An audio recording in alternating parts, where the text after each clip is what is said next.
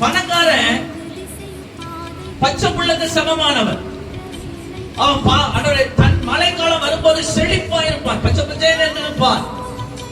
ஆனா வெயில் காலம் உஷ்ண காலம் வரும்போதோ வறண்டு போகும். பணம் நிலையானதல்ல, ஐஸ்வர்யம் நிலையானதல்ல.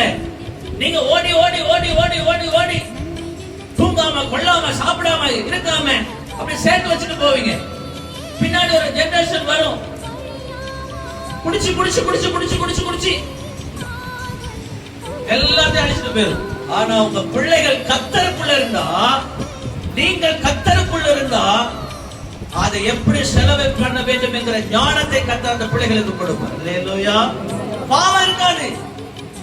நீங்க உண்மையா ஆண்டவரை தேடி ஆண்டவருடைய சமூகத்துல காத்திருந்து ஆண்டவருடைய ரட்சிப்புக்குள்ள இருந்தீங்கன்னா 3 4 1000 தலைமுறைக்கும் அந்த ஆசீர்வாதம் தங்கும்.